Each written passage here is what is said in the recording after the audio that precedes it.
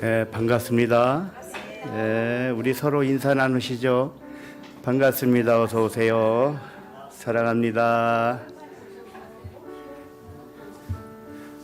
어서 오세요. 함께 기도하겠습니다. 하나님 아버지, 모든 것을 신성으로 자각하게 하심을 감사합니다. 만물보다 먼저 계신 하나님 아버지, 만물보다 크신 하나님 아버지, 아버지의 신성이 보이는 만물로 나타나게 하신 능력의 하나님을 찬양합니다.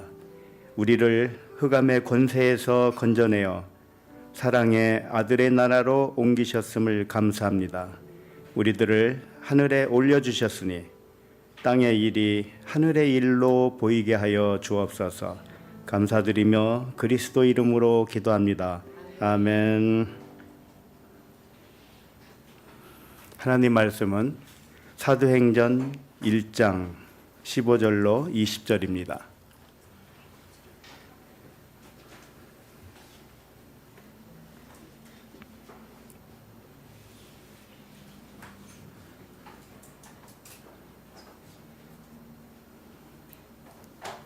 사도행전 1장 15절부터 20절 함께 읽겠습니다. 시작. 모인 무리의 수가 약 120명이나 되더라. 그때에 베드로가 그 형제들 가운데 일어서서 이르되, 형제들아, 성령이 다윗의 입을 통하여 예수 잡는 자들의 길잡이가 된 유다를 가리켜 미리 말씀하신 성경이 응하였으니 마땅하도다. 이 사람은 본래 우리 수 가운데 참여하여 이 직무의 한 부분을 맡았던 자라. 이 사람이 불의의 삭스로 밭을 사고 후에 몸이 곤두박질하여 배가 터져 창자가 다 흘러나온지라. 이 일이 예루살렘에 사는 모든 사람에게 알려져 그들의 말로는 그 밭을 아겔다마라 하니 이는 피밭이라는 뜻이라. 시편에 기록되었으되 그의 거처를 황폐하게 하시며 거기 거하는 자가 없게 하소서 하였고, 또 일렀으되 그의 직분을 타인이 취하게 하소서 하였도다. 아멘. 사도행전 5번째 말씀, 제목은 육신의 직분이 영의 직분으로입니다. 오늘 말씀의 제목이 본문을 한 줄로 요약한 것입니다.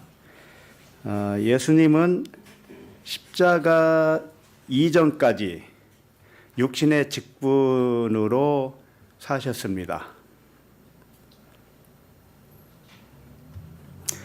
그러나 예수님은 십자가 이후에는 무슨 직분으로 사셨을까요? 영의 직분으로. 그러나 잘 생각해 보세요. 예수님은 십자가 이전이나 이후나 언제나 그리스도였거든요. 근데 왜 굳이 이렇게 나눠야 할까요?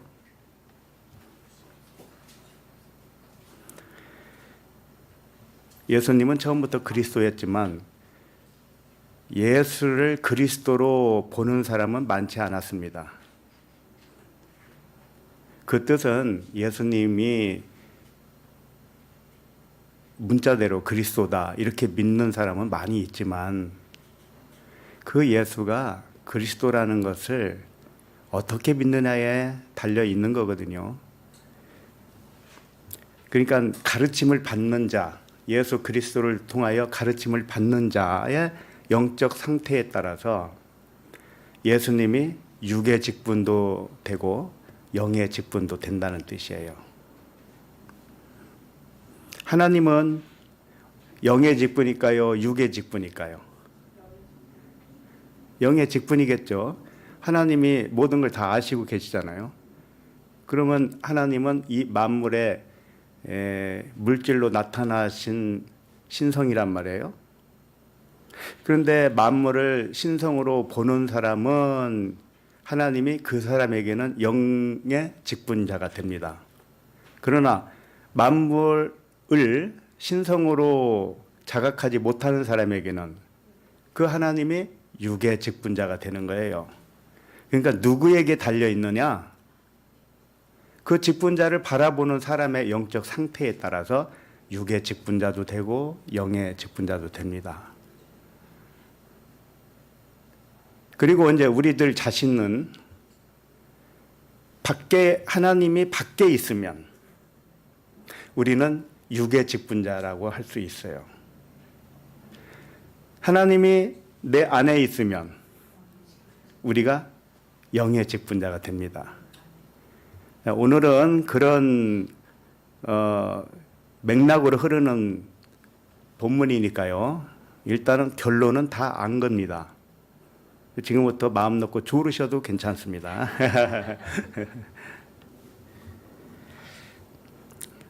그와 같이 오늘 본문에 누가 등장하냐면 가룟 유다가 등장합니다. 그러니까 가룟 유다의 일을 진리로 알지 못하고 사람의 일로 생각하면 가룟 유다는 나에게 육의 직분입니까? 영의 직분입니까? 육의 직분이죠. 내가 가룟 유다를 보는 눈이 육으로 봤으니까. 그러나 유다의 일을 하나님의 일로 깨달으면 유다의 직분이 육의 직분입니까? 영의 직분입니까? 영의 직분이죠. 자, 유다를 어떻게 생각하십니까? 가룟 유다. 예수님을 팔아먹은 나쁜 놈, 배신자, 죽어야 마땅할 놈, 이렇게 알고 계시지 않으셨어요? 예, 이렇게 아는 자가 어떤 자냐? 육의 직분이란 말이에요. 그렇게 보는 나도 육의 직분자요. 유다도 나에게 육의 직분자가 되는 거라 이거예요. 그러나 유다의 일이 사람의 일이 아니고 하나님의 일로 보면 유다는 진리를 행하는 사람이란 말이에요. 그러니까 영의 직분자가 맞죠? 그렇게 보는 나도 영의 직분자예요. 그 오늘 말씀을 볼 때 유다의 직분이 육신의 직분에서 영의 직분으로 다가오시기 바랍니다. 그러면 진리를 깨달은 거예요. 그러면 이제 이 시간 후부터는 유다를 나쁜 놈이라고 생각할 수가 없게 됩니다. 사람의 고정관념은요, 대단합니다. 깨지기 힘들어요. 동정녀 마리아를 처녀가 아니라고 하더니 예수님이 부활하고 죽고 부활한 것이 실제가 아니라고 하더니 다시 오시는 것도 실제가 아니라고 하더니 이제 오늘은 급기야 유다가 진리를 행한 자라니 영의 직분자라니 이게 무슨 날벼락 같은 소리일까요? 그래서 오늘 말씀을 일단 표면적인 내용으로 요약을 하면 다음과 같습니다. 예수님이 승천하신 후에 사도들이 다락방에 모여서 성령을 기다리는 중에 일어난 일입니다. 지금 표면적으로 얘기하는 거예요. 그곳에 약 몇 명이 모였다고 되어 있죠? 마가의 다락방이라고 알려진 그 다락방에 120명 정도가 모였습니다. 그때 갑자기 베드로가 일어나서 회중에게 웅변하듯이 말을 합니다. 베드로가 한 말의 내용이 무엇이었죠? 12 제자 중에 하나였던 가룟 유다가 예수를 팔고 죽었으니 유다의 직분을 대신할 다른 사람이 필요합니다. 이렇게 외친 겁니다. 유다의 직분을 대신할 다른 직분자를 뽑아야 할 이유를 설명하는 말씀이에요. 그러나 이 말씀도 우리 각자에 대하여 증언하는 말씀으로 보아야 합니다. 그렇지 않으면 이 말씀도 먼 산을 바라보는 것과 다르지 않아요. 이 말씀을 역사적으로 일어났던 2000년 전의 일로 보면 팔짱 끼고 먼 산에 불구경하는 것과도 같단 말이죠. 그러나 먼 산에 불난 것으로 보지 마시고 자신의 집에 불이 났다고 생각해 보세요.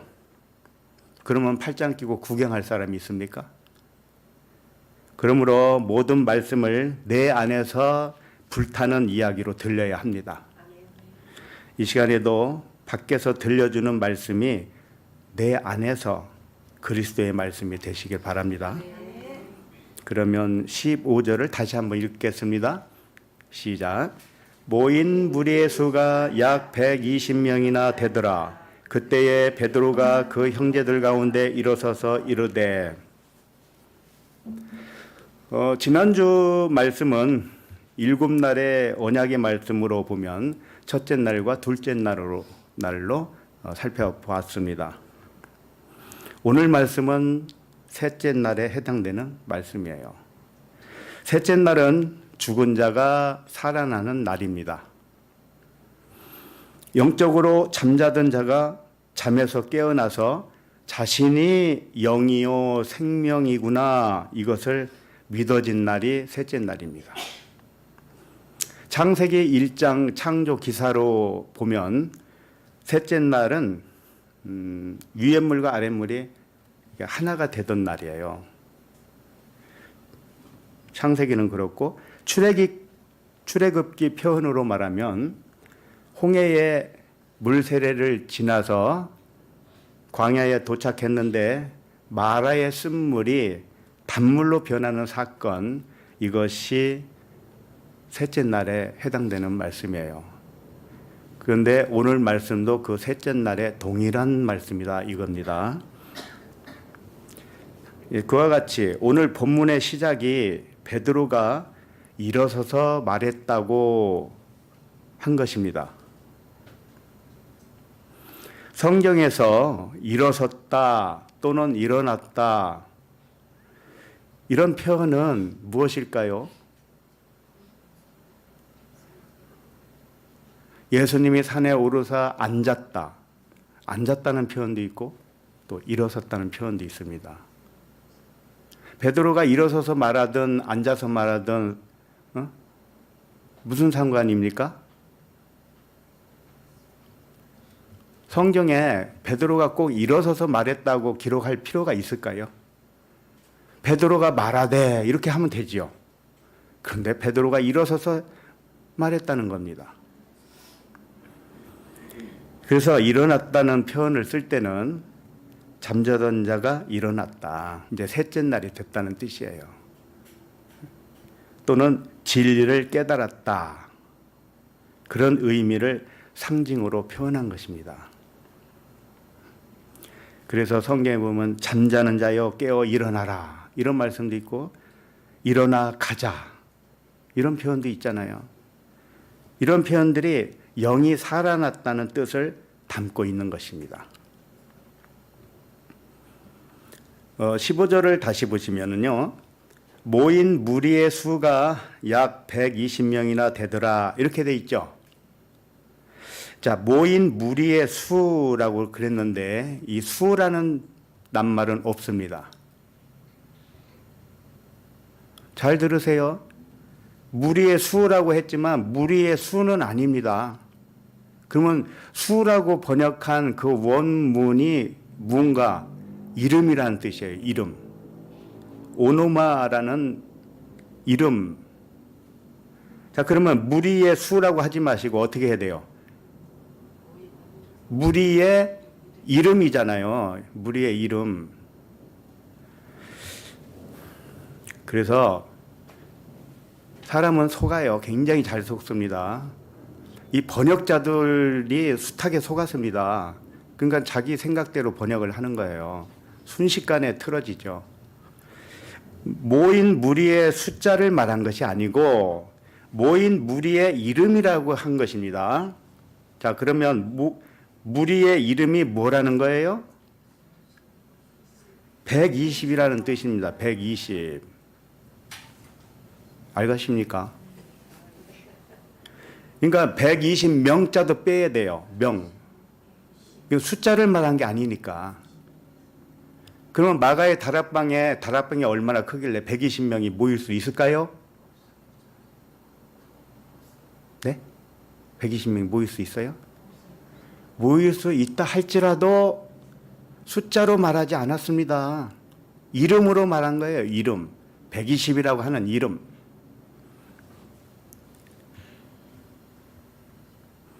다시 말해서 모인 무리의 수가 몇 명인지 알려주는데 목적이 있지 않습니다. 120이라는 이름이 무엇인지 알려주는 데에 목적이 있는 것입니다. 성경 말씀은 이와 같이 사실을 중요하게 생각하지 않습니다. 120명이냐, 121명이냐, 2명이냐 이 사실이 중요하지 않다니까요. 근데 사람은 어떻게 하던가요? 사실이 중요하죠. 그래서 사람은 하나님의 생각과 다르다는 거예요. 사람은 사실밖에 몰라요. 그럼 뭘 알아야 될까요? 진실을 알아야 돼요. 진실. 사실과 진실은 달라요. 진실이 뭔지 알아요? 아멘입니다.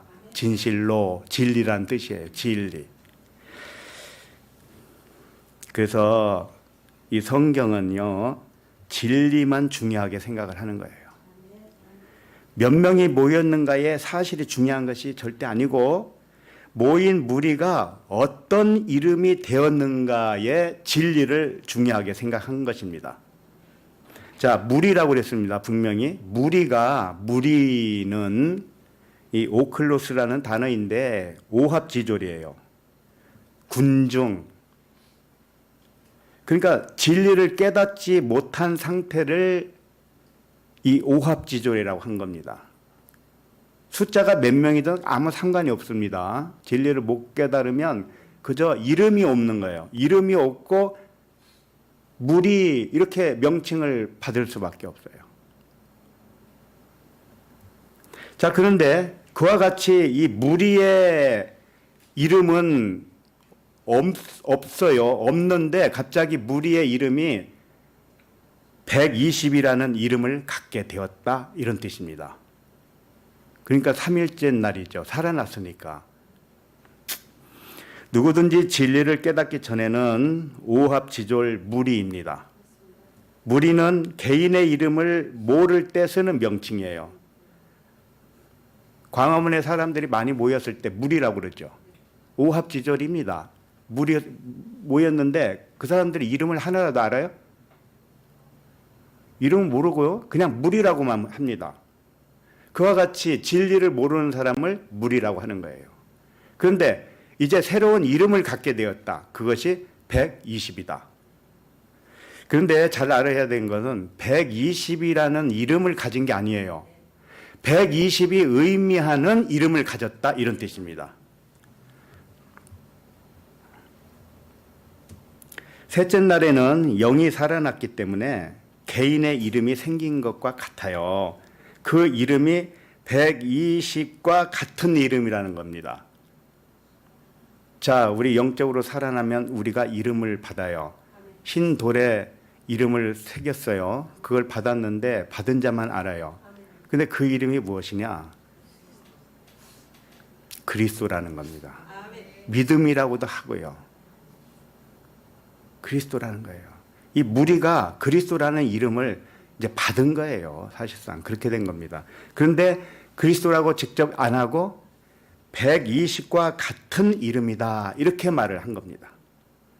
의미상 예수 그리스도가 120과 같은 의미다. 그래서 여기 성경에 보면 약 120명 이렇게 돼 있죠. 명자는 빼요. 그러면 약 120이라는 이름이죠. 근데 이 약이 우리가 생각하는 건 뭐예요? 대략이잖아요. 대략 120명, 120이라는 뜻이죠. 그런데 이 약이라고 하는 단어가 번역을 조금 부족했어요. 이게 호세이라는 단어인데 뭐뭐와 같이라는 뜻이에요. 다시 말해서 무리의 이름이 120과 같은 이름이다라는 그런 뜻이에요. 약이 아니고 대략 이런 뜻이 아니고 뭐뭐와 같다 이런 뜻입니다. 그러니까 120이라는 이름이 무리의 이름이 120이라는 것과 같은 의미로 이름을 가졌다. 이제 이런 뜻입니다. 모인 무리의 수가 대략 120명 뭐 이런 게 아닙니다. 그래서 제대로 번역을 하면 모인 무리의 이름이 120과 같다 이렇게 하면 됩니다. 그러면 120이 의미하는 뜻을 알아야 되잖아요. 120과 같은 의미의 이름을 가졌으니까 120이 뭔지는 알아야 될 거 아닙니까? 100은 백부장, 천부장 할 때 100은 땅의 완성을 의미해요. 이제 땅의 의미를 다 깨닫고 나니 이제 하늘로 되는 겁니다. 하늘. 그럼 천부장이 되겠죠? 그러니까 땅의 완성을 의미하고 20은 육체와 영을 의미해요. 이게 예수와 그리스도잖아요. 맞죠? 더 크게 말하면 보이는 만물과 보이지 않는 신성이죠. 이 두 가지. 이게 20이에요. 2라고 해도 되고 20도 되고 200도 되고 다 그러니까 2자 들어가면 예수 그리스도예요.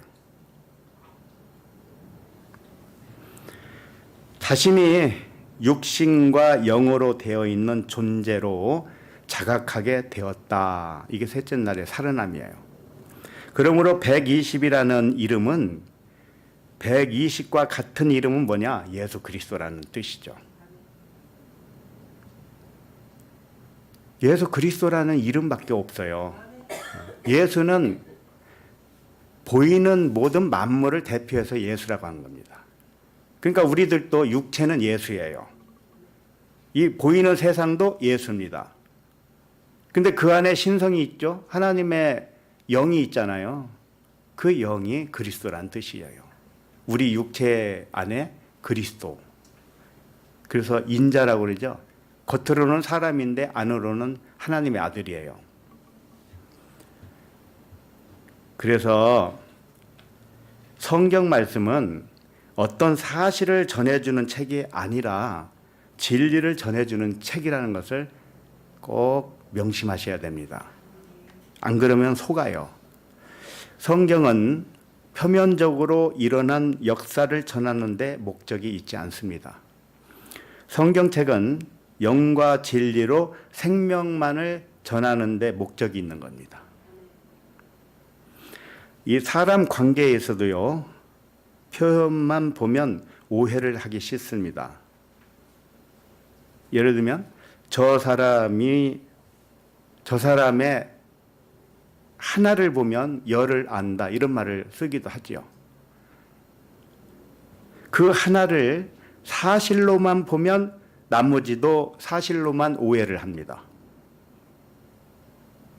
예를 들어서 어떤 사람이 여기 왔는데 인사를 안 해요. 그러면 인사를 안 하는 그가 하나 봤죠. 사실이죠. 이제 그것으로 9가지까지 전부 판단을 합니다. 아, 저분은 인사 안 하는 거 보니 예의가 없고, 이렇게 등등등. 그것은 뭡니까? 보이는 사실로만 표현한 거죠. 판단한 거죠. 육체를 따라 판단한 겁니다. 이것은 진리를 봤습니까? 그 인사 잘 안 하는 그 모습 하나를 봤는데 그게 진리를 본 거냐고요. 진리를 안 봤죠. 겉만 봤죠. 겉만 봤기 때문에 나머지도 겉으로만 판단한다는 뜻이죠. 하나를 보니 열을 안다. 이렇게. 그러나 인사를 안 하지만 그 안에 있는 그리스도를 봤다면 진짜 하나를 본 거죠. 그러면 그 사람의 10가지 다 알게 된 거죠. 그렇죠? 열은 뭡니까? 전부 그리스도잖아요. 진리잖아요. 그와 같이 우리가 무엇을 어떻게 보느냐에 따라서 천지 차이가 난다는 겁니다. 그러므로 어떤 사실로만 판단하지 마시고 진실로만 판단하시길 바랍니다. 사실과 진실은 다르기 때문에 그래요. 예를 들면 오비이락이라는 사자성어가 있죠. 까마귀 날자 배 떨어졌다. 배 떨어진다. 뭐 이런 거죠. 그런데 까마귀 난 것과 배 떨어진 것이 관계가 있습니까? 관계가 없는데 관계가 있는 것처럼 보였잖아요. 아무 관계도 없이 한 일이 공교롭게도 때가 같아서 억울하게 의심을 받거나 난처한 위치에 서게 됨을 이르는 말이죠. 오비이락. 까마귀가 날아간 것과 배가 떨어진 것은 사실이죠. 일단 보면은 그게 사실이잖아요. 까마귀가 날아가는 순간에 배가 떨어졌으니 이건 사실이라니까요. 그래서 배 떨어진 이유는 까마귀가 날아갔기 때문이다라고 오해를 한 거죠. 그러나 진실은 무엇입니까? 까마귀가 날아간 것과 배가 떨어진 것은 아무 상관이 없는 거예요. 이게 진실이에요. 그러니까 우리들은 영적인 사람이라면 겉만 보지 말란 말이죠. 겉에 어떤 사실만 보고 나머지 9을 판단하지 마시고 사실처럼 보였지만 그 안에 있는 진실을 알기를 노력해야죠. 그래서 오해하지 않기를 바라는 겁니다. 하나님의 말씀도 오해하지 마시고 사람의 일도 오해하지 마시고 육체를 따라 판단하지 말아야 되는 것이죠. 자, 그럼 오늘 본문에도 약 120명을 오해를 했기 때문에 오역으로 쓴 거죠. 약 120명이 아니죠. 120명과 같은 이름이다 이런 뜻이잖아요. 많은 사람들이 다락방에 120명이 모였다고 오해를 했고요. 지금까지도 그렇게 오해하고 살고 있습니다. 성경에 이와 같은 사례가 많이 있는데 그 중에 한 가지만 더 살펴보겠습니다. 누가복음 3장 23절 보세요.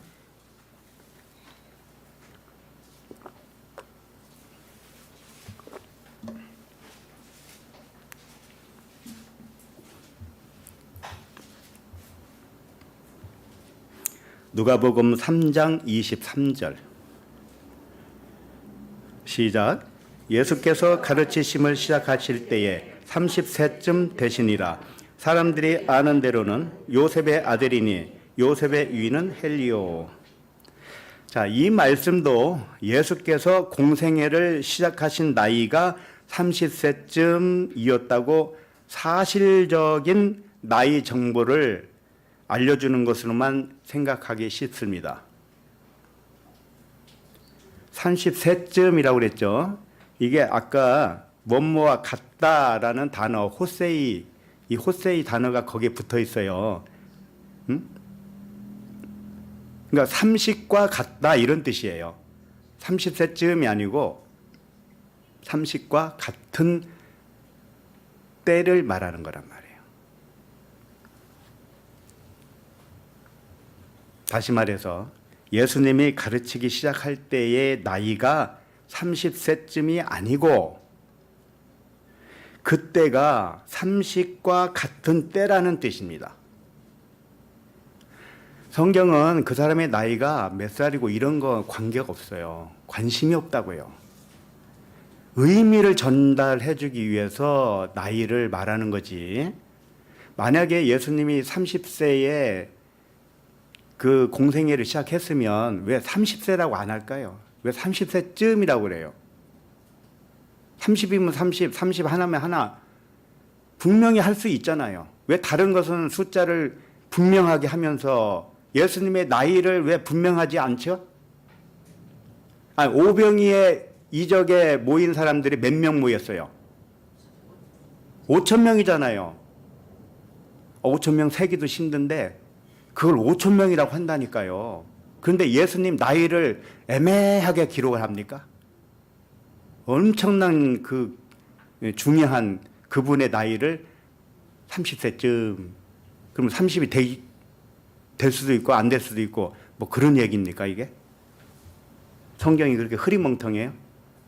무드셀라가 몇 살까지 죽었다 이렇게 숫자를 분명하게 기록하는데 어째서 예수님의 사역 나이가 이렇게 애매하냐고요?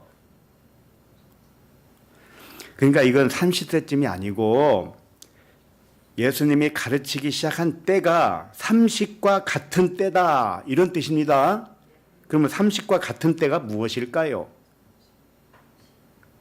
예수님이 가르치기를 시작한다는 것은 이제 제사장 직분을 시작한다는 뜻이잖아요. 그럼 제사장이 몇 살부터 시작하던가요? 30세부터잖아요. 응? 민수기 4장 3절에 한번 찾아볼까요? 민수기 4장 3절.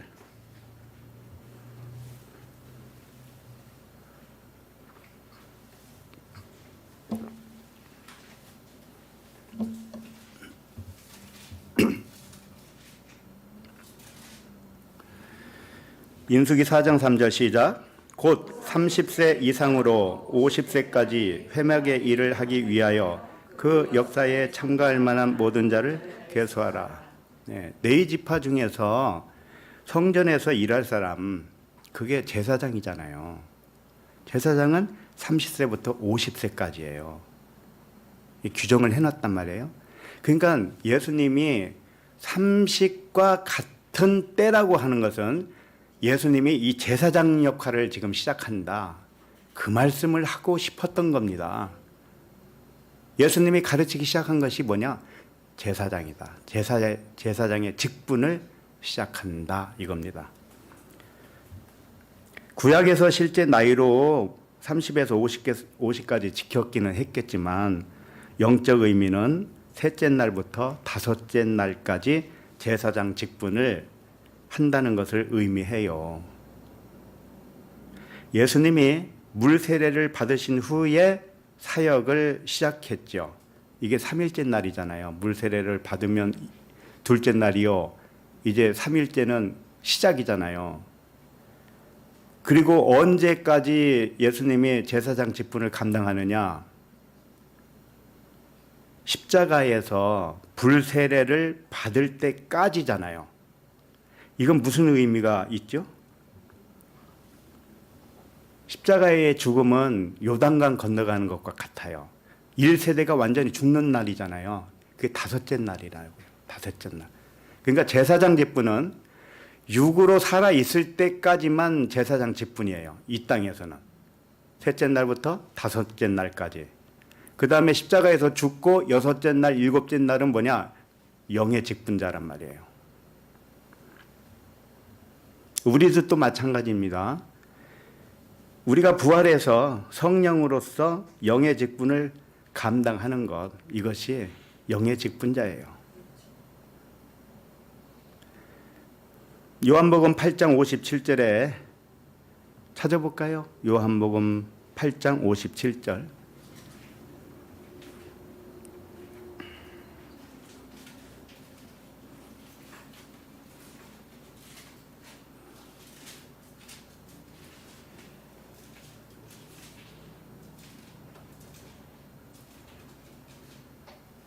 요한복음 8장 57절 시작. 유대인들이 이르되 네가 아직 50세도 못 되었는데 아브라함을 보았느냐?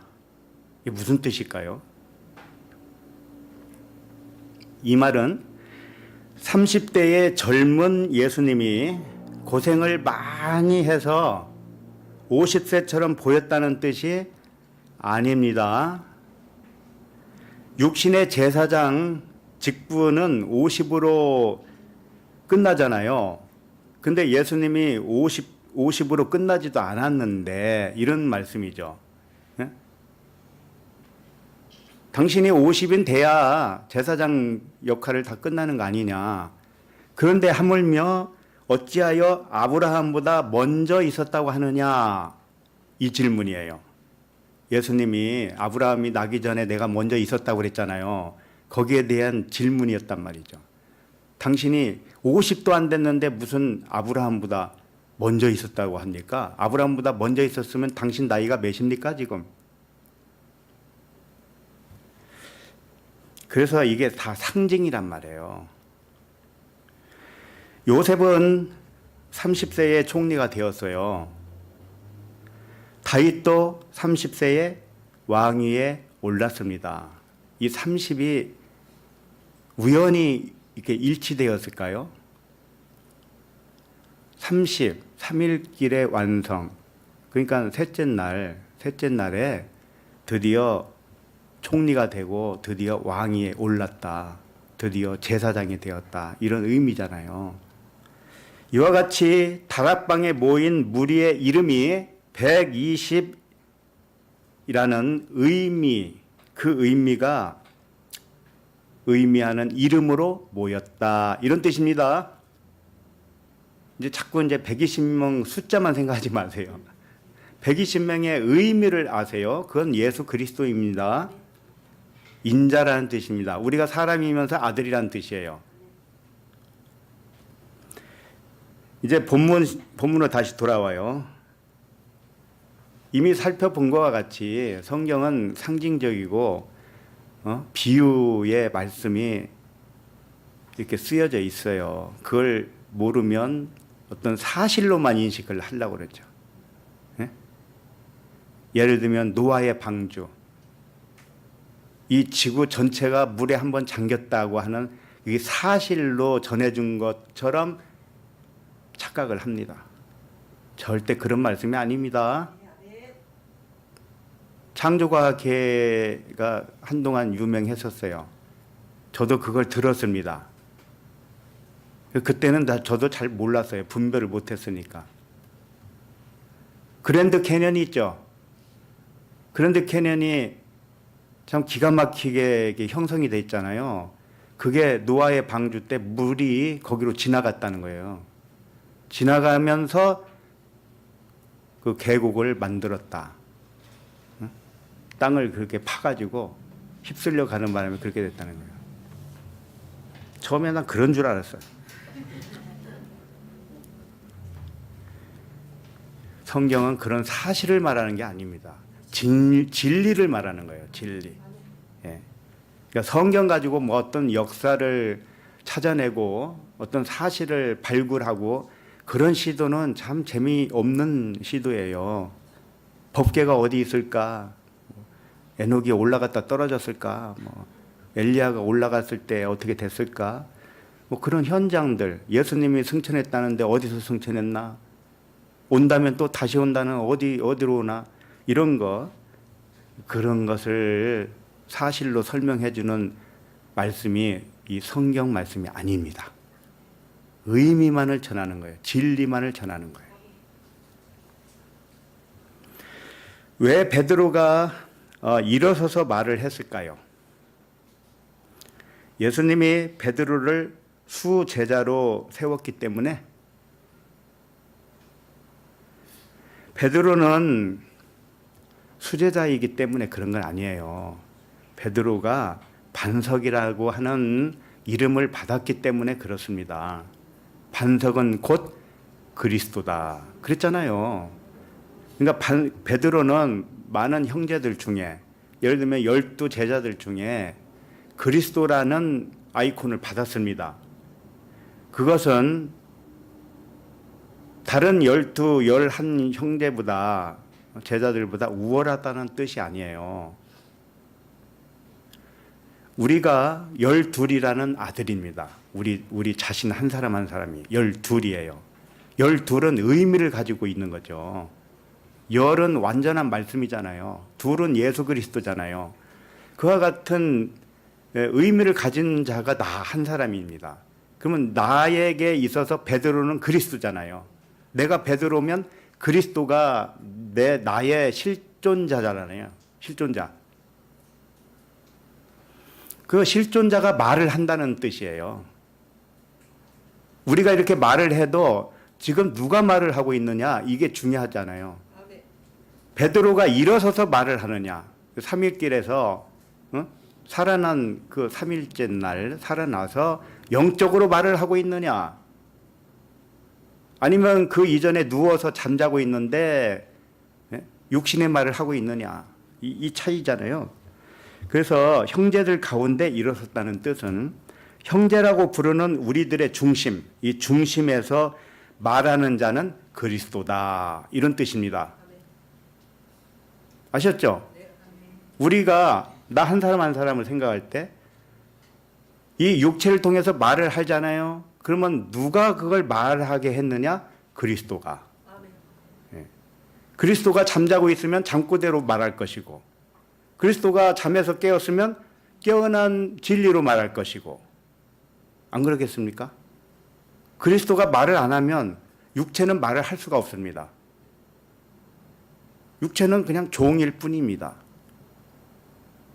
왜? 육체는 생명이 아니기 때문에 그렇습니다. 생명은 오직 그리스도밖에 없습니다. 그러니 내가 말을 할 때는 그리스도가 하는 거예요.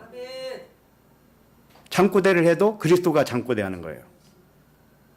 그럼 이왕이면은 잠꼬대 안 하고 하는 게 낫겠죠.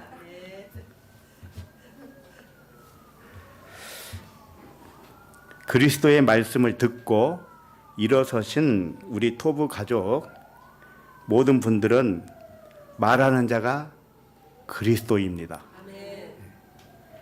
그러면 16절로 가보겠습니다. 16절 시작. 형제들아, 성령이 다윗의 입을 통하여 예수 잡는 자들의 길잡이가 된 유다를 가리켜 미리 말씀하신 성경이 응하였으니 마땅하도다.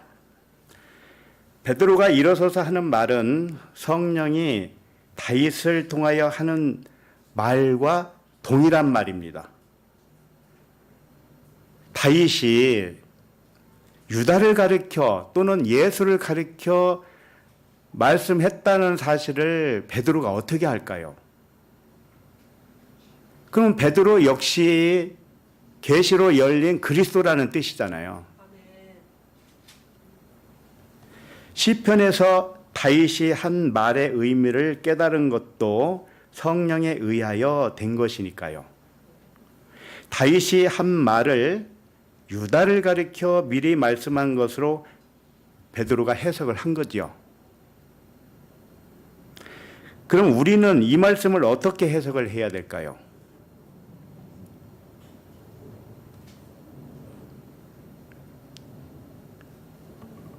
아니, 다윗은 어떻게 얘기했냐면 유다를 가리켜, 유다라는 이름은 안 넣겠죠. 그러나 다윗이 한 말이 곧 유다를 가리켰다고 한 겁니다.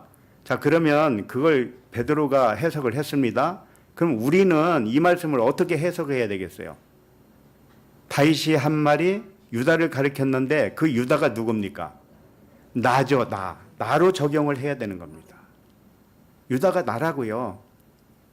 예수도 나. 그럼 베드로는요? 베드로도 나. 다윗은요? 다윗도 나. 전부 나라니까요. 그렇게 알아야 우리가 영적 직분자라는 뜻입니다. 그래서 우리 각자에 관하여 증언한 말씀으로 해석을 해야 되는 것입니다. 다윗이 유다를 어떻게 알았겠어요? 예? 유다가 나기 전 이 1000년 전 사람이 어떻게 유다의 이름을 알았겠냐고요? 유다의 이름은 분명히 몰랐을 거 아닙니까? 그리고 다윗이 예수를 어떻게 알았겠습니까? 몰랐죠. 다윗은 예수와 유다나 베드로의 이름은 미리 알 수 없는 상황이었습니다. 그러나 성령의 말하게 하심대로 예언을 했다면 다윗은 모르고 했을까요? 다윗은 의미를 알았단 말이에요. 무슨 얘기냐면 다윗이 1000년 전에, 예수님 오시기 전에 1000년 전에 예언을 했지만 그게 유다를 가리켜 말씀하신 거고 예수를 가리켜서 말씀을 했는데 유다, 예수, 베드로 이름은 모른단 말이에요. 그러나 다윗은 어떻게 알았냐면 내가 하는 예언은, 이 말씀은 모든 사람에게 해당되는 것이다 라고 알았단 말이에요. 그걸 알았단 말이에요. 그러면 모든 사람은 나도 포함되겠죠. 그러니까 나도 유다요, 나도 예수요, 나도 베드로인 거예요. 아셨죠? 그러니까 온 인류를 한 혈통으로 만드셨다고 그랬잖아요. 하나님은 우리를 하나로만 봐요. 우리는 여럿으로 보지만 하나님은 우리를 한 덩어리로 본다니까요. 한 덩어리. 멀리서 건물을 바라보세요. 건물 안에는 방이 여러 개 있겠죠. 그러나 건물 밖에서는 건물 하나로 보잖아요. 그와 같단 말이죠. 그러니까 우리들이 형제라고 하는 거예요. 서로 우리는 하나라는 겁니다. 하나지 둘이 아닙니다.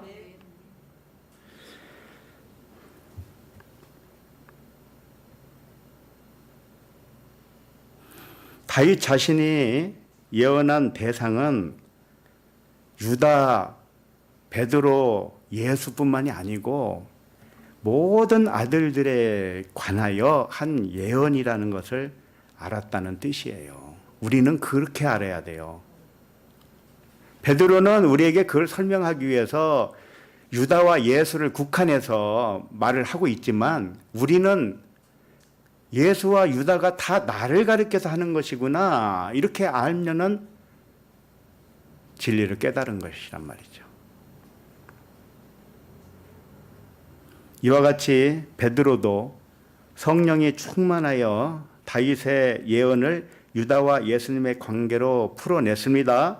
그와 같이 성령의 조명하심을 받고 깨닫게 된 우리들도 모든 세대의 아들들에게 적용을 해야 된다는 것을 알았습니다. 자, 16절을 보면 형제들아 성령이 다윗의 입을 통하여 이렇게 그랬죠. 근데 이 다윗이 시편 69편에 이런 말씀을 적어 놓은 것입니다. 이 본문 20절로 가면 이 시편 69편의 말씀을 인용해서 그대로 적어 놨으니까 20절에서 보도록 하겠습니다. 다윗의 입을 통하여, 이건 다윗의 몸은 성령의 입이라는 뜻이에요. 자, 우리가 몸을 가지고 있죠. 이 몸 자체가 영의 입이란 말이에요.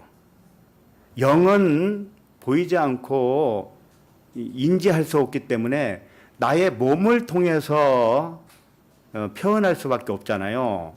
그러니까 우리 몸 자체가 성령의 입이라는 뜻이에요. 그래서 이 의사 전달이라고 하는 것은 말로도 전달을 하지만 또 다른 것으로 여러 가지가 있습니다. 나의 의사를 전달하는 방법이. 그렇죠? 말만 하나요? 표정도 있고 어떤 태도도 있고 글도 있고 여러 가지 방법이 있습니다. 말은 예쁘게 하는 것 같은데 표정은 찌그러졌어요. 자, 그러면 제대로 자기를 표현한 게 아니죠. 그래서 다윗의 입을 통하여서라는 뜻은 성령이 다윗의 안에 있는 그 영이 다윗을 통하여 글로 적어놨다 이런 뜻이죠. 우리들도 입으로 말하는 것마다 또는 표정 하나마다 태도 하나하나마다 다 영이 하는 말이 되기를 바랍니다. 다윗이 성령에 의하여 뭐라고 했느냐? 유다의 직분을 말하고 있습니다. 유다의 직분이 무엇이냐? 예수를 잡는 자들의 길잡이, 이렇게 말하고 있습니다. 딱 이것만 보면 어때요? 유다가 엄청난 나쁜 놈이잖아요. 예수를 잡다니. 예수를 잡는데 앞장섰잖아요. 대제사장들을 끌고 와서 입맞춤 하는 자가 예수입니다. 그러니까 잡으시오. 이렇게 하고 왔잖아요. 그래서 잡았어요. 다시 말해서 유다는 예수를 잡는 자들의 본이 된 자다, 이런 뜻입니다. 예수를 잡는 자란 어떤 사람을 의미할까요? 예수의 정체를 깨달은 자가 예수를 잡은 자예요. 예수의 정체를 깨달으면 나의 육신의 생각과 예수와 합하여 십자가에서 죽음이 된 것입니다. 왜? 예수는 율법을 의미하고 나의 육신의 생각과 동일하게 같아요. 그러니 육신의 생각은 십자가에서 진리에 의하여 사라지는 것입니다. 그러니 유다가 그것을 길잡이로 가르쳐 줬어요. 우리들에게. 예수와 합하여 죽는 것이 뭔지 알아? 내가 보여줄게. 그러고 나서 예수를 팔아요. 그리고 팔고 받은 돈으로 피밭을 삽니다. 성전을 샀다는 얘기예요. 하늘나라를 샀다는 뜻이에요.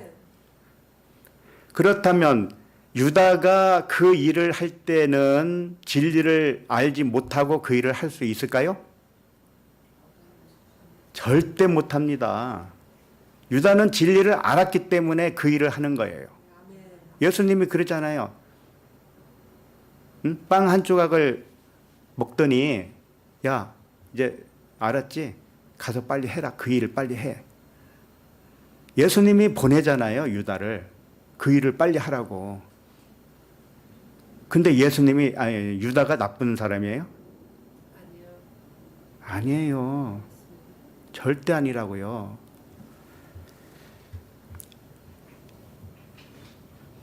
육체 예수는 내가 영으로 깨어나면 나의 육신이 누구냐면 가룟 유다예요.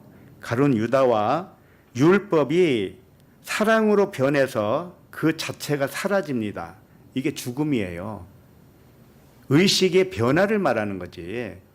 실제 몸이 죽었다 안 죽었다 이런 말씀이 아닌 겁니다. 서두에 말씀드렸지만 의미를 전하는 것, 진리를 전하는 데에 하나님은 목적이 있지 사실을 전하는 데에 목적이 없습니다. 그러니 유다가 그렇게 죽었는지 살았는지 거기에는 관심 가질 필요 없어요. 어차피 2000년이 지났죠. 그럼 그 당시에 살아있는 사람이 지금까지 살아있는 사람이 있나요? 다 죽었지. 유다도 죽고 예수도 죽고 베드로도 다 죽었을 거 아닙니까? 어차피 다 죽는데 그 무슨 관계가 있어요? 어떻게 죽든지 간에.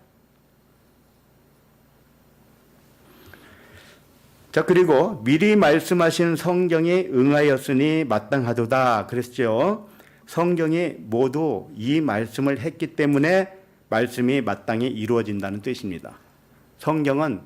모든 성경이 말하는 것은 죽음과 부활을 말하고 있어요.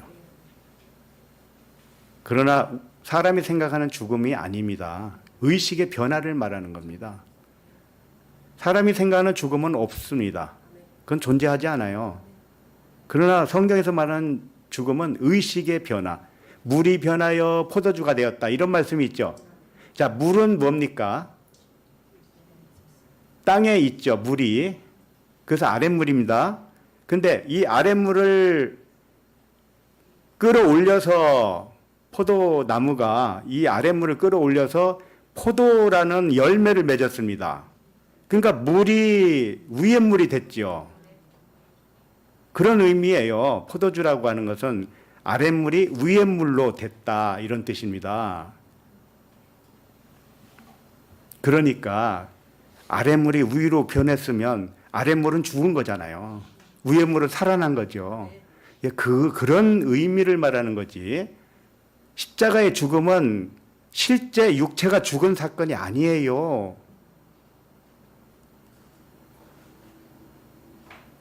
자꾸 상상으로 만들어내지 마세요.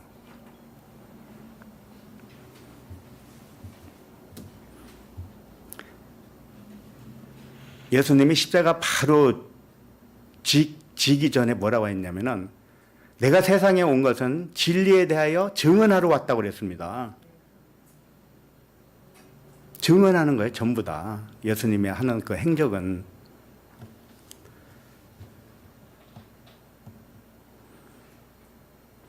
아들들이 그리스도의 영으로 깨어나면 내 육신의 의식과 예수는 율법이에요. 율법과 합하여 죽는다는 뜻이에요.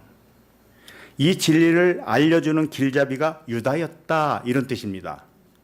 유다는 뜻이 찬송하다입니다. 그런데 육체로는 하나님께 찬송할 수가 없습니다. 육체로 죽고 영으로 살아나야 진정한 찬송을 하게 된다는 진리를 안내해 준 자가 누구냐? 유다였다. 그래서 가룟 유다가 죽은 것으로 나오면서 대신 다른 유다가 나오죠.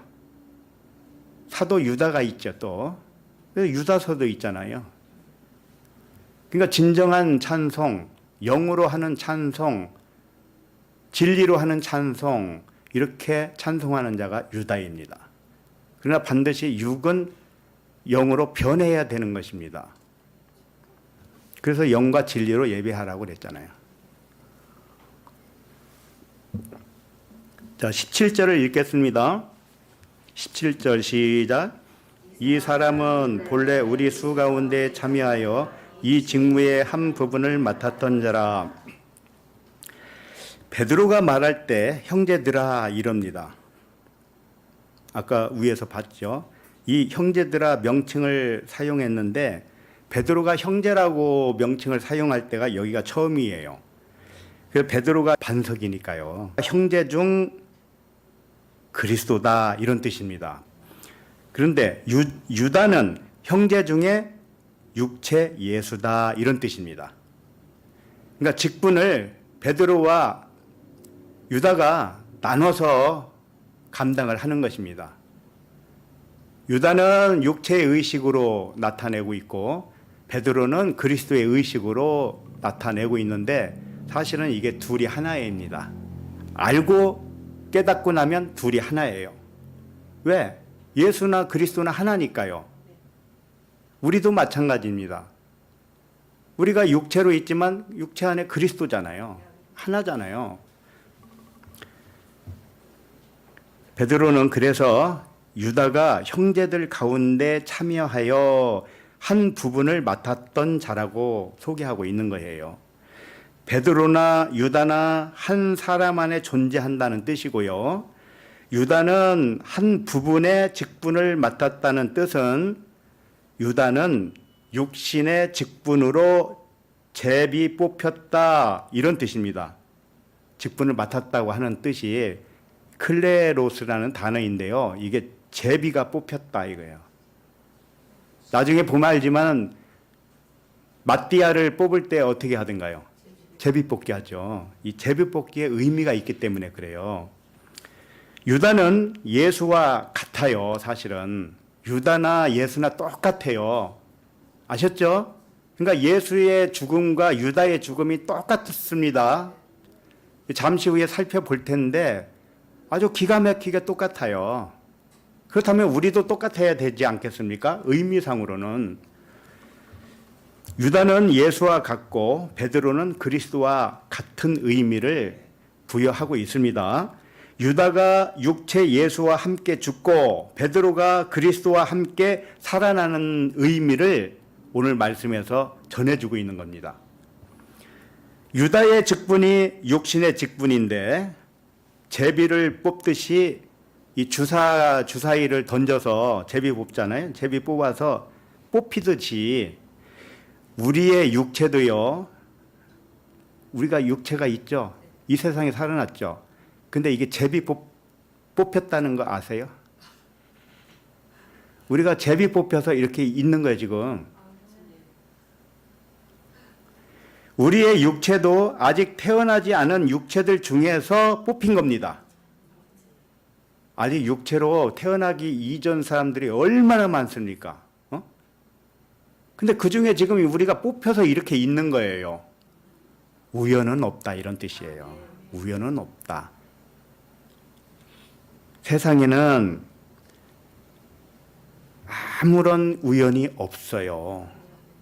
전부 하나님 안에서 일어나는 일이에요. 그러니 안심하시기 바랍니다. 안심.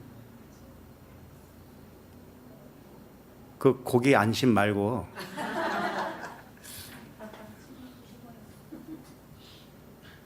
육체 유다가 제비 뽑힌 것처럼 우리도 지금 육체는 제비 뽑혀서 이렇게 있죠. 그와 같이 우리가 영으로 깨어나서 뽑히는 것도 우연이 없다라는 거예요.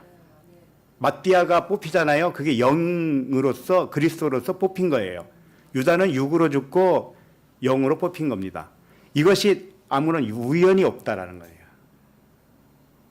전부 하나님의 경륜 속에서 예정 속에서 일어나는 일이라는 겁니다. 근데 왜 걱정을 합니까? 걱정이 웬 말입니까? 그러므로 우리에겐 감사와 찬양만이 있을 뿐이에요.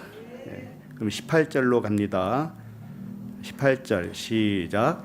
이 사람이 불의의 삭스로 밭을 사고 후에 몸이 곤두박질하여 배가 터져 창자가 다 흘러나온지라. 이 말씀이 왜 가로가 쳐져 있을까요? 이 사도행전을 기록한 사람이 누굴까요? 누가입니다. 누가. 그러니까 누가가 이 첨가를 한 거예요. 왜? 그러니까 알아듣게 하기 위해서 베드로가 한 말 사이에 누가가 더 첨부를 시켰단 말이에요. 더 알아듣기 쉬우라고. 자, 유다가 예수님을 대제사장들과 장로들에게 팔아 넘기고 은 30으로 밭을 사게 되었습니다. 마태복음에서는 실제로 밭을 산 사람은 대제사장이라고 밝히고 있어요. 근데 지금 여기서는 누가 샀다고 그래요? 유다가 직접 산 것처럼 돼 있잖아요. 응? 이 사람이 불의의 삭스로 밭을 사고 그랬잖아요. 그러나 의미상으로는 똑같아요. 왜? 실제로는 제사장이 샀어요. 제사장이 밭을 샀는데 여기서 유다가 샀다고 그러죠? 이게 유다나 대제사장이나 같다는 의미입니다. 왜 성경을 이렇게 다르게 기록하는 것 같을까요? 성령이 기록했다고 하면서도 의미를 부여하기 때문에 그래요. 유다는 육체 예수와 동일하고 육체 예수도 제사장이라고 그랬잖아요. 그렇잖아요. 세례 요한에게 세례 받고 나서 십자가에 죽을 때까지 제사장 역할을 했다고 그랬잖아요. 그러니까 예수도 제사장, 유다도 제사장, 밭을 산 대제사장도 제사장이잖아요. 이게 뭘 말해주고 있습니까? 육체를 말하고 있는 거예요. 전부 다 육신의 의식을 말하고 있단 말이에요.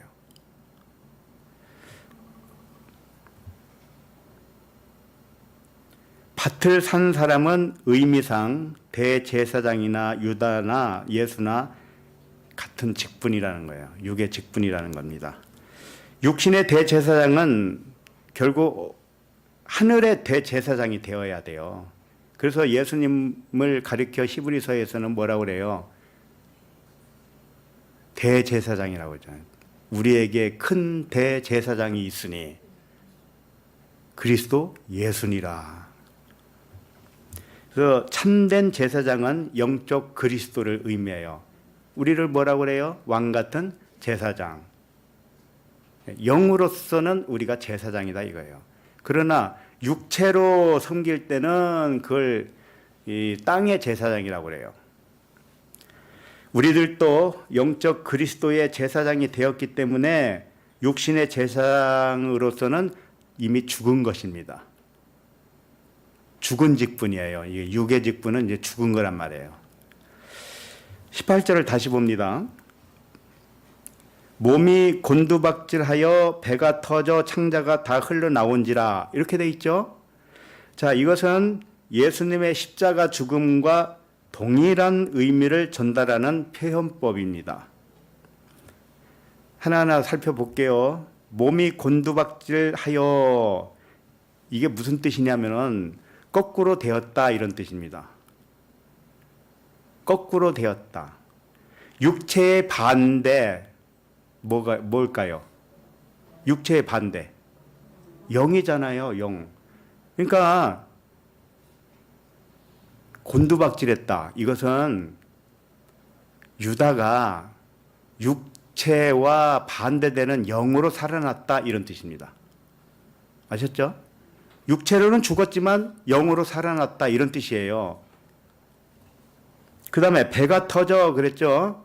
이 배는 뭐냐, 메소스라는 단어를 썼어요. 메소스는 그냥 중간이다 이런 뜻입니다.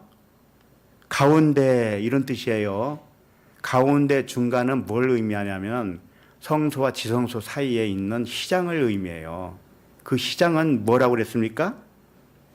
곧 육체니라 그랬죠. 그러니까 배가 터졌다고 하는 것은 시장이 찢어졌다 이런 뜻입니다. 가룟 유다의 의식이, 육체의 의식이 이렇게 시장이 찢어지듯이 그렇게 찢어졌다라는 거예요. 십자가에서 육체의 죽음을 이렇게 상징으로 보여준 겁니다. 예수님의 십자가 죽음 뒤에 뭐라고 했어요? 시장이 위에서부터 찢어졌다 이렇게 되어 있잖아요. 예수님의 십자가에서 죽으신 후에 바로 그랬잖아요. 그러니까 그것과 똑같이 지금 표현 방법이 좀 다르지만 의미는 같아요. 유다의 죽음도 예수님의 죽음과 똑같단 말이에요. 배가 터져 나왔다, 배가 터졌다. 이것은 육체의 시장이 찢어졌다, 갈라졌다 이런 뜻입니다. 그 다음에 창자가 다 흘러나온지라 그랬죠. 예수님에게서 옆구리에 창을 찌르니까 뭐가 나왔습니까? 물과 피가 나왔죠. 그걸 말하는 거예요. 자, 안 믿을까 봐 잘 봐야 되겠네요. 이 창자가 다 흘러나왔다고 그랬죠. 이 창자가 단어가 스플랑크논이라는 단어인데 이게 내장을 의미해요. 내장 또는 창자, 심장이라고도 합니다. 심장. 그런데 놀랍게요. 이 단어가 동정, 애정, 긍휼 이런 단어로도 쓴다라는 겁니다. 그럼 이건 뭐예요? 창자가 좋은 겁니까? 나쁜 겁니까? 좋은 거잖아요. 진리를 말하고 있어요. 진리를. 그러나 이 창자가 몸 안에 있으면 안 됩니다. 몸 안에 있으면은 진리가 아니에요. 육체에서 흘러나와야 진리입니다. 육체에서 흘러나온다는 의미는 뭐냐? 육체 안에 진리, 그리스도를 이제 실체로 알았다 이런 뜻입니다. 나의 실존자, 영, 그리스도 이렇게 깨달은 거예요. 자, 빌립보서 1장 8절에 보면 찾아볼까요? 시간이 많이 있으니까. 빌립보서 1장 8절.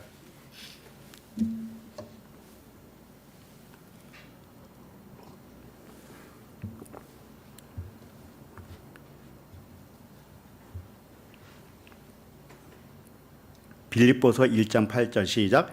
내가 예수 그리스도의 심장으로 너희 무리를 얼마나 사모하는지 하나님이 내 증인이시니라. 여기서 그리스도의 심장이 이 창자라고 하는 단어와 똑같아요. 스플랑크논. 자, 그러면 여기서 창자라고 번역을 해서 한번 읽어보겠습니다. 내가 예수 그리스도의 창자로 너희 무리를 얼마나 사모하는지 하나님이 내 증인이시니라. 창자가 뭐냐면 그리스도의 심장이라는 거예요. 그럼 유다가 배가 터지고 시장이 갈라지고 거기서 진리가 쏟아 나온 거예요. 진리의 생명이. 이게 그리스도의 심장이라는 뜻입니다. 그래서 유다의 죽음은 예수님의 죽음과 정확하게 일치하는 겁니다. 우리의 죽음과도 일치하는 것입니다. 육신의 직분이 영의 직분으로 바뀌는 과정을 설명했던 것입니다. 그런데 여러분들 다 아시겠지만 유다의 죽음을 성경은 다르게도 기록하고 있다라는 사실이에요. 아시죠? 유다가 어떻게 죽었습니까? 목매서 죽었다고 그랬잖아요. 그 부분을 봅니다. 마태복음 27장 5절.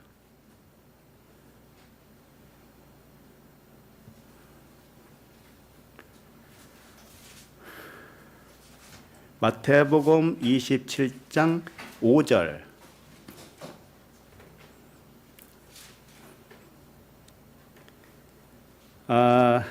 읽겠습니다. 시작. 유다가 은을 성수에 던져놓고 물러가서 스스로 목매어 죽은지라. 여기는 목매어 죽었다고 소개하고 있죠. 근데 사도행전에서는 곤두박질해서 배가 터지고 창자가 흘러나왔다. 이렇게 죽었다고 그랬어요. 그러면 무엇가 진실일까요? 사실로만 보면 두 가지 틀이 틀리죠. 다르죠. 그러니까 사실로 보지 말라고 한 거예요, 내가. 그럼 뭘로 봐야 돼요? 진실로 봐야 돼요. 진리로 봐야 돼요. 그럼 진리는 뭐냐? 이제 살펴봐야죠. 유다 자신이 사람이 지은 성전으로서 죽었다는 뜻입니다. 결론부터 말씀드리는 거예요. 유다가 은을 성수에 던져놓고 물러가서 스스로 목매어 죽었다는 의미는 유다 자신이 성전, 사람이 지은 성전, 율법 성전으로 가서 죽은 거란 말이에요. 그럼 예수님과 같아요? 틀려요? 같잖아요. 예수님이 그랬잖아요. 야, 46년 동안 지은 저 성전 헐어라 헐어. 내가 3일 만에 세우겠다. 그러고 나서 그 성전은 예수의 육체를 가리켜 한 말이다. 그렇죠? 그러니까 성전과 육체가 지금 동일시하는 겁니다. 예수님이 몸이 죽은 것은 성전이 죽은 것과 같은 것이고 유다가 죽은 것은 성전으로서 죽은 것과 같아요. 알았죠? 그래서 목매어 죽었다는 뜻은 무엇으로부터 죽었다 이런 뜻입니다. 목매였다 이렇게 했잖아요. 매였다. 그게 무슨 뜻이냐? 성전으로부터 죽었다 이런 뜻입니다. 아셨죠? 다시 말해서 모형과 그림자와 같은 성전으로 죽었다 이런 뜻이라니까요. 예수님도 성전을 헐라고 했고요. 그 성전으로 죽어서 3일 만에 부활했잖아요. 그것을 말하고 있단 말이죠. 그렇다면 또 어떤 분들은 그러면 유다가 실제로 죽은 거 아니에요? 아니 그때 언제 죽든 죽었지. 지금 몇 년 됐는데. 그러니까 그건 아무 쓸데없는 질문이에요. 성경은 말했듯이 사실이 중요한 게 아니에요. 진실이 중요한 겁니다. 진실. 우리들도 그렇게 살아야 되는 거예요. 이 살아가는 모습이 다 다양하지만 그 사실이 중요한 게 아니라니까요. 밥을 3끼 먹는 사람도 있고 2끼 먹는 사람도 있고요. 1끼 먹는 사람도 있어요. 이건 보이는 사실이죠. 그 사실이 아무 중요하지 않아요. 진실은 뭡니까? 살아 있다는 거죠.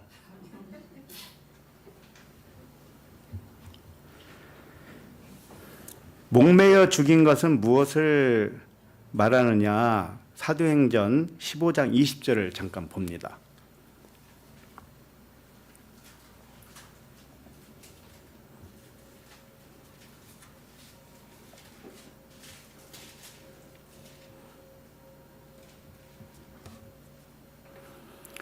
사도행전 15장 20절 시작. 다만 우상의 더러운 것과 음행과 목매어 죽인 것과 피를 멀리하라고 편지하는 것이 옳으니. 이방 사람들이 이제 그 복음을 깨달으니까 이거 율법을 지켜야 됩니까 말아야 됩니까 이런 문제들이 생겼어요. 그래서 야고보 사도가 그 사람들에게 짐을 주지 말자. 그러나 이 3가지만 지키라고 전해주자. 그런 거예요. 그런데 이 3가지도 이 속에 의미가 있는 것이지 이 겉으로 이대로 한다고 해서 지키는 게 아닙니다. 아니 목매어 죽인 것을 먹지 않는 것이야 뭐 쉽지요. 그러니까 목매다라는 게 뭘까요? 우리나라에서는 뭘 많이 하던가요? 개. 근데 이 성경에서 말하는 그 목매어 죽인 짐승이 개일까요? 그건 우리도 알 수 없어요. 예? 그러니까 꼭 개를 말하는 것도 아니고 짐승을 말하는 거잖아요. 짐승이 뭔데요? 깨닫지 못한 육신의 생각이잖아요. 자, 이게 목매어 죽인 것과 피를 멀리하라고 그랬죠. 이게 무슨 뜻이냐면 짐승을 목매어 죽이면 피가 나오지 않죠. 피가 그대로 몸속에 들어있잖아요. 근데 예수님은 어떻게 죽으셨어요? 피가 흘렀잖아요. 그러니까는 반드시 진리가 나와야 옳게 죽은 거잖아요. 그런데 목매어 달아서 죽이면 피가 외부로 유출되지가 않아요. 그래서 그 고기를 그대로 먹으면 고기를 피채 먹는 것과 같아요. 근데 성경에서는 뭐라고 하던가요? 네, 고기를 피채 먹지 말라 그랬습니다. 이게 무슨 뜻입니까? 고기는 율법을 의미해요. 율법을 하늘의 생명인 것처럼 먹지 말라 이런 뜻입니다. 피는 진리예요. 생명이에요. 근데 율법으로만 먹으면 그건 생명이 아니거든요. 그런데 피채 먹어요. 그건 뭐예요? 율법이 곧 생명의 양심 양 먹는 거죠. 얼마나 어리석은 짓입니까? 이 대한민국은요 정말 큰일이에요. 큰일. 뭐 큰일이라고 내가 걱정해서 되는 것도 아니고 하나님이 하시는 일이니까 그렇지만 큐티 하잖아요. 큐티. quiet time. 아침마다 큐티 한단 말이에요. 그게 고기를 피채 먹고 있는 짓거리예요. 알고나 해야지. 문자대로 하고 있는데 그게 뭐예요? 문자대로 하고 있으면 고기를 피채 먹는 건데 그게 생명이 아닌데 말이에요. 언제나 철들려는지 모르겠어요. 그러니까 가룟 유다의 죽음은 율법 성전으로 헐고 피바치러 완성한 죽음이에요. 그러니까 목매에 달라서 죽은 거나 배가 터져서 창자가 흘러나와서 죽은 거나 이게 같은 의미예요. 그런데 이걸 사실만 놓고 보는 사람들은 해석을 어떻게 하는지 알아요? 유다의 죽음이 두 죽음으로 나오니까 해석 불가하죠. 그러니까 이거 짜 맞춰요. 어떻게 짜 맞췄을까요? 유다가 나무에 목을 매어서 매였는데 끈이 끊어져서 배가 터지고 창자가 흘러나왔다. 이렇게 소설을 씁니다. 주석책을 보세요. 다 그렇게 되어 있어요. 그러나 진리는 유다의 죽음을 무엇이라 하냐? 배가 터지고 창자가 흘러나온 것은 성소의 휘장이 찢어지고 창에 찔린 옆구리에서 물과 피가 흘러나온 것처럼 유다의 몸에서 진리의 생명이 흘러나온 이야기다. 성경은 이렇게 말씀하고 있는 거예요. 유다가 목을 매어 죽었다는 표현도 같은 거예요. 율법 성전으로 죽었다는 뜻이니까요. 죽은 방식을 두 가지로 표현한 것은 육신의 의식이 어떻게 죽음으로 완성을 하였는지 더 자세하게 가르쳐 주기 위해서예요. 그래서 두 가지 죽음으로 표현한 것입니다. 이 사실이 중요한 게 아닙니다. 진실이 중요한 거예요. 유다가 어떻게 죽었느냐의 사실이 중요한 것이 아니라 유다의 죽음을 표현한 비유가 무엇을 증언하고 있는가에 그 진리를 아는 것이 더 중요하다 이겁니다. 심지어 유다가 그렇게 죽었느냐 안 죽었느냐 이것도 다 중요하지 않아요. 육체에 보면 누구나 유통기간이 있게 마련입니다. 그런데 뭐 그 당시 죽음의 여부가 뭐가 이렇게 중요하겠습니까? 19절로 갑니다. 19절. 시작. 이 일이 예루살렘에 사는 모든 사람에게 알려져 그들의 말로는 그 밭을 아겔다마라 하니 이는 피밭이라는 뜻이라. 예수님의 몸값은 30으로서 구입한 땅을 피밭이라고 했다는 것입니다. 이걸 아겔다마라고 했다는 거죠. 이 일이 19절 이 일이 예루살렘에 사는 모든 사람에게 알려져 그들의 말로는 이렇게 되어 있어요. 이게 무슨 뜻이냐면 예루살렘에 사는 사람들이 진리를 깨달았다는 뜻이에요. 예? 유다의 죽음에 대한 진리를 옳게 깨달았다는 거예요. 영혼의 차원으로, 영생의 차원으로 깨달았다는 거예요. 깨닫고 새하늘과 새 땅으로 사는 모든 사람이 되었다. 이런 말씀이에요. 그러니까 영적인 의미의 말로 알려지고 있다. 이런 말씀입니다. 그러니까 뭔가 알았으니까 아겔다마라고 이름을 붙였다는 거예요. 피밭이라고 이름을 붙였다는 겁니다. 멀쩡한 밭을 샀는데 왜 피밭이라고 거기에 이름을 붙였겠습니까? 의미를 깨달았다는 거예요. 영적인 의미를 알았다.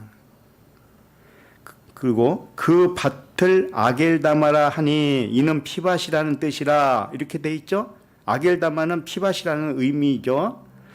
자, 밭은 무엇을 의미하죠? 밭은 이 땅을 의미하고 우리 육신의 생각을 의미합니다. 자, 피는 뭘 의미하죠?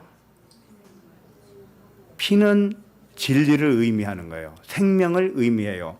그러니까 생명은 피에 있다 그랬죠. 피는 생명을 의미하는 아이콘이에요. 그래서 피는 진리를 의미하고 생명을 의미하기 때문에 이 땅이 진리를 말하고 있다는 뜻이에요. 피밭이라고 하는 것은 이 세상이 진리를 말하고 있다. 진리를 외치고 있다. 이게 세상을 피밭이라고 한 거란 말이에요. 온통 진리밖에 없다는 거죠. 눈을 여기로 돌려도 진리, 저기를 봐도 진리, 하늘을 봐도 진리, 땅을 봐도 진리. 그래서 땅에서 핏소리가 호소하는 겁니다. 이 세상이 다 피밭인데요. 핏소리가 호소를 해요. 뭐라고 호소할까요? 세상을 세상으로만 보지 말아라. 세상을 진리를 봐라. 진리를, 하나님의 사랑을 봐라. 이렇게 외친다니까요. 창세기 4장 10절에 보면 이르시되 내가 무엇을 하였느냐 내 아우의 핏소리가 땅에서부터 내게 호소하느니라. 이게 아벨이 죽고 나서 아벨의 피가 땅에서 호소한다는 뜻이죠. 아벨은 예수를 의미한단 말이에요. 육체 예수. 그러면 가인은 누굴까요?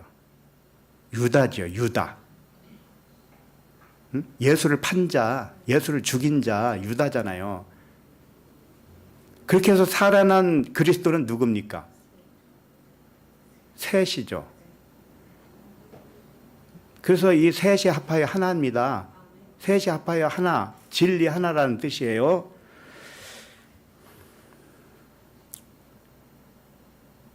그래서 유다가 흘린 피 또는 아벨이 흘린 피, 이게 실제로 피를 흘렸다는 뜻이 아닙니다. 이 땅에서 진리의 피를 발견했다는 뜻이에요. 우리들이 옆구리에 창에 찔려 물과 피가 나왔다는 뜻은 내 안에서 물, 피, 성령은 하나예요. 진리 하나란 말이에요. 진리가 흘러나왔다 이런 뜻이에요. 진리를 알았다 이런 뜻입니다. 그래서 진리가 너희를 자유케 했다 이런 뜻입니다. 마태복음 26장 28절을 보면 이것은 죄 사함을 얻게 하려고 많은 사람을 위하여 흘리는 바 나의 피 곧 언약의 피니라 그랬습니다. 피는 생명이고 언약의 말씀이고 진리입니다. 그래서 요한일서 5장 8절에 보면 성령과 물과 피라 또한 이 셋은 합하여 하나이니라 이랬단 말이에요. 응? 그리고 성령은 진리다 이렇게 말씀을 하셨어요. 성령, 영이에요. 푸뉴마예요. 영과 물과 피는 합해서 셋이 합해서 하나인데 그것이 뭐냐? 진리라는 뜻이에요. 세상이라는 땅 또는 밭을 진리의 피로 자각을 해야 천국으로 사는 것입니다. 전부 그렇게 사시기를 바랍니다. 자, 마지막 20절로 갑니다. 시작.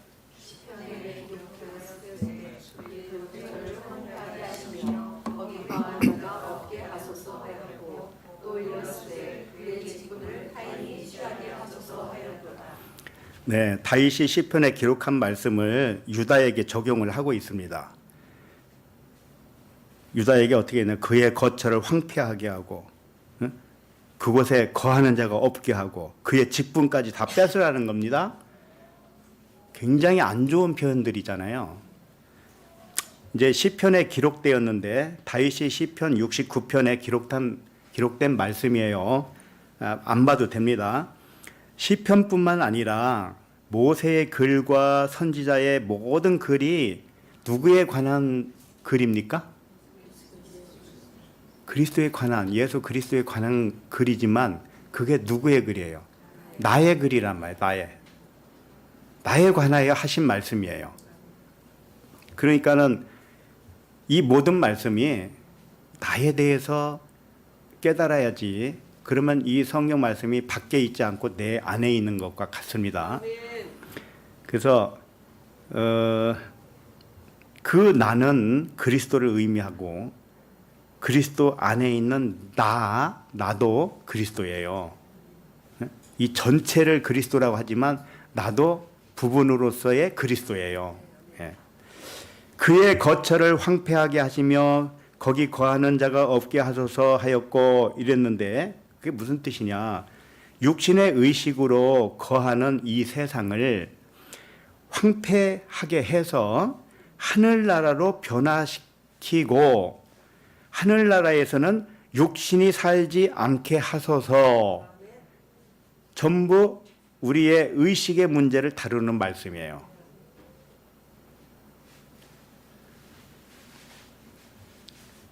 그 다음에 또 일러스되 그랬죠. 그의 직분을 타인이 취하게 하소서 이렇게 되어 있습니다. 그의 직분은 유다의 직분이죠. 그 예수의 직분과도 같아요. 땅의 제사장 직분입니다. 육신의 직분. 이것을 타인이 취하게 하라라는 것은 이 타인, 헤테로스라는 단어인데요. 이것은 또 하나의 다른 쪽이라는 뜻이에요. 타인이 아니고 또 다른 한쪽에 있는 다른 쪽. 그러니까 육신의 다른 쪽 뭐겠습니까? 영이죠. 그러니까 육신의 직분을 영의 영이 직분을 취하라 이런 뜻입니다. 내 안에서 나 한 사람이 이야기니까.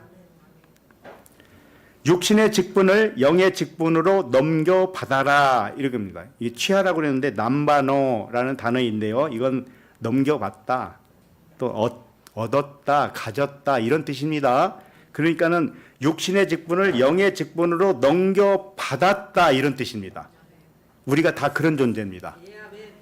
육신의 직분이 폐하여지고 영의 직분으로 얻었다는 뜻이에요. 그러니 이 말씀이 얼마나 복음입니까?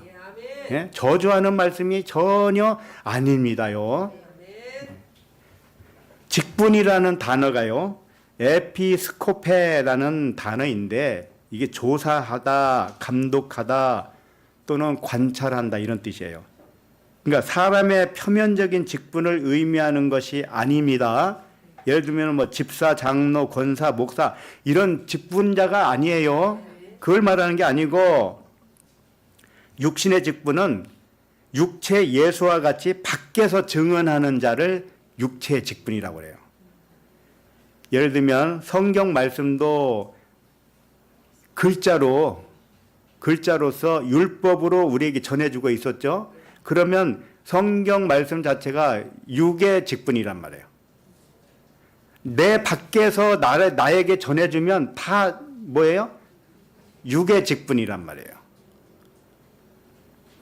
그러니까 육신의 직분은 육체 예수와 같이 밖에서 증언하는 직분이고 율법 또는 성전, 문자 성경, 육신의 직분을 의미하는 것입니다. 자, 영의 직분은 뭐냐?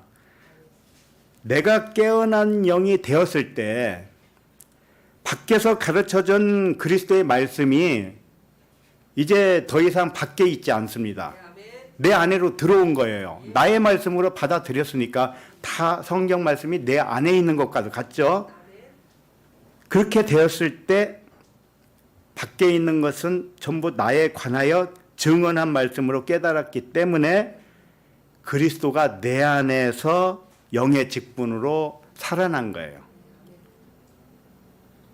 그리스도가 밖에 있으면 안 되고 그리스도가 내 안에 들어와서 들어온 게 아니에요. 원래 그리스도예요. 그걸 깨달으면, 깨어나면 우리 자신들이 전부 그리스도자예요. 그게 영의 직분이란 뜻이에요. 그래서 내 안에서 그리스도의 영이 나를 깨닫게 하는 직분이다, 이런 뜻입니다. 내 안에서 그리스도가 깨어나잖아요. 그러면 육신의 의식을 물리치게 되어 있어요. 육신의 의식을. 그래서 영이 깨어나면 영이 육체를 가리킨다는 것과도 같아요. 그래서 너희가 왜 스스로 자기 자신은 가르치지 않고 남만 가르치냐, 이런 말씀도 있다니까요. 다시 말해서 그리스도가 나의 밖에 있으면 그 그리스도는 나에게 육신의 직분이 되고요. 그 그리스도가 내 안에서 깨어나면 그 그리스도는 나에게 영의 직분이 됩니다. 그러므로 밖에서 전해주는 육신의 직분자를 통해서 그리스도의 말씀을 듣고 자신이 깨어난 그리스도의 영으로서 자기를 가르치는 영의 직분자가 되시기 바랍니다. 기도하겠습니다. 하나님 아버지, 가룟 유다의 직분을 통해서 진리를 깨닫게 하시니 감사합니다.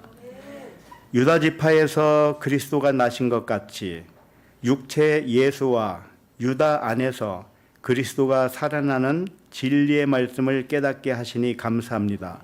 이제는 우리 안에서 그리스도가 일어났으니 지금은 우리가 모두 영의 직분자가 되게 하심을 감사합니다. 그러나 누구에게는 육신의 직분자로 여겨질 것이요 누구에게는 영의 직분자로 여겨질 것이니 하나님은 언제나 오늘이나 동일한 줄로 믿습니다. 우리 모두 육신의 제사장에서 하늘의 제사장으로 직분을 넘겨주심을 감사합니다. 그리스도 이름으로 기도합니다. 아멘.